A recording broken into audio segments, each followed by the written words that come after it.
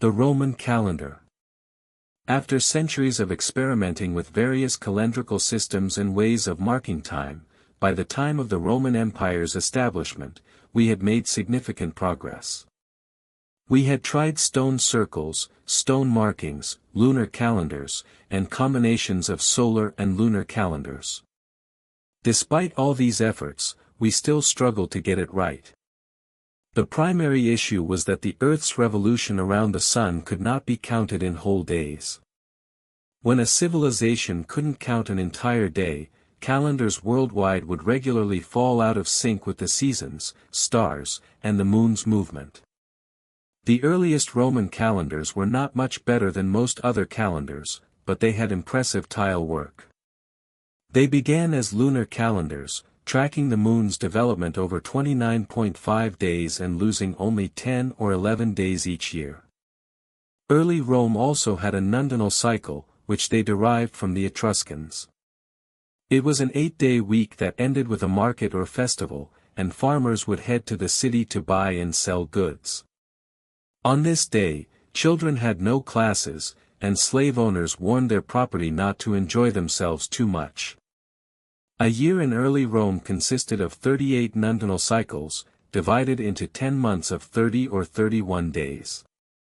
While it is unclear how the Romans dealt with the remaining days, some scholars believe that the Romans disregarded them, while others suggest that the early Romans practiced intercalation.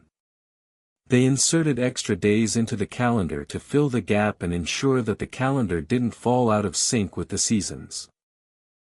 The Ides, the Calends, and the Nun, revised Roman calendar. The Romans revised their calendrical system after the end of their kingdom and the growth of the Roman Republic. They were influenced by Greek calendars that divided the year into 12 lunar months, alternating between 29 and 30 days. The Romans assigned 31 days to the 3rd, 5th, 7th, and 10th months, while every other month had 29 days, except February, which had 28 days and 29 in each leap year. The Romans also carefully divided each month, calling the first of the month, Calends, the day before the middle of the month, Ides, and the 8 days before the Ides, Nones, or 9 days counting inclusively. These moments likely reflect the calendar's lunar origins and mark the sighting of the crescent moon, quarter moon, and full moon. We can now begin to comprehend some information about the foundation of the calendar that we use today. Notably, we see the use of an intercalary month in February to keep the months aligned with the seasons. However, the Roman calendar had one interesting difference. After the establishment of the Roman Republic, control over intercalation was passed to the high priests. They could adjust the number of days in February to lengthen or shorten the term of office of the consuls they supported. It was as if a political party could determine the length of a year and make the year longer when they were in office.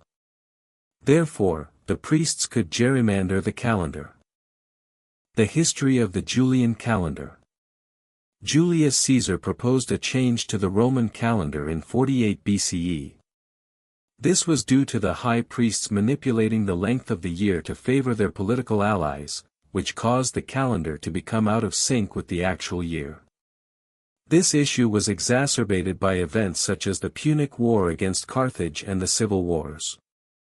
Between 63 BCE and 46 BCE, only 5 intercalary months were added instead of 8, and none were added between 51 BCE and 46 BCE. This period is often referred to as the Years of Confusion by historians. Caesar, who had previously spent time in Egypt and knew the correct date, wanted to establish a more conventional way of maintaining the calendar. After returning from the African campaign in 46 BCE, Caesar added 2 intercalary months between November and December, making that year 67 days longer. The calendar in 46 BCE was 445 days long, as the year had already been extended from 355 to 378 days. The reform involved adding 10 days to each year, including 2 days to January, August, formerly known as Sextilis, and December, and 1 day to April, June, September, and November. February remained 28 days long. The new calendar eliminated the previous intercalary month and replaced it with a new leap day placed before the calends of March. Although Romans continued to mark calends, ides, and nones, this reform established the modern world's calendar pattern. How months were named. The calendar, which was introduced throughout the empire and neighboring states and client kingdoms, had 365 days and one leap day, which was initially added every 3 years but eventually every 4 years. The months' names mostly remained unchanged, with January honoring Janus, the god of new beginnings. Janus was known for having one head but 2 faces, one looking forward to the future and one looking back at the previous year. Each month was taken seriously and involved deep reflections, thoughts, concerns, and deliberations to come to a consensus of opinions. February likely originated from the Februa festival, while March was dedicated to the god Mars.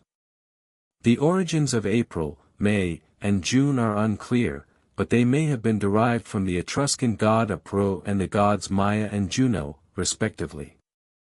Another theory suggests that April comes from the Latin word aperire, meaning to open, while May and June were old terms for senior and junior.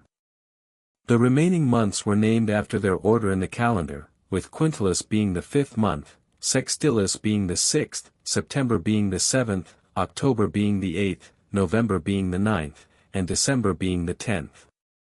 The Julian reform pushed the months down the calendar, making December the 12th month but without changing its name. Quintilis, the birth month of Julius Caesar, became known as Iulius, or July in English, while Sextilis became Augustus or August. Other emperors, such as Caligula, Nero, and Domitian, attempted to rename months as well, but their attempts were unsuccessful. For instance, Caligula tried to call September Germanicus, to honor his father, Nero wanted April to be called Neronius, and Domitian wanted October to become Domitianus.